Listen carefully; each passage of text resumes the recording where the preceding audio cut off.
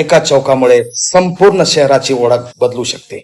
आणि हा व्हिडिओ फक्त औषधासाठी नाही तर प्रत्येक शहर आणि गावासाठी आहे. मी उभा आहे देशाचे पहिले शिक्षण मंत्री भारतरत्न मौलाना अबुल कलाम आझाद चौक यांच्या नावाने ओळखल्या जाणाऱ्या मौलाना अबुल कलाम आझाद चौकात. औसा शहरातील बाजारपेठ, शासकीय रुग्णालय, तहसील कार्यालय, तलाव परिसर आणि अनेक भागांना जोडणारा अत्यंत महत्वाचा चौक आहे.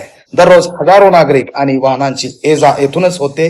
या चौकाचे आधुनिक पद्धतीने सुशोभीकरण, दर्जेदार रस्ते, स्मार्ट ट्रॅफिक व्यवस्थापन, झेब्रा क्रॉसिंग, सीसीटीव्ही दिशादर्शक, फलक पार्किंग, पथपथ आणि आकर्षक प्रकाश योजना झाली तर हा चौक औसा शहरासाठी नवी ओळख ठरू शकतो.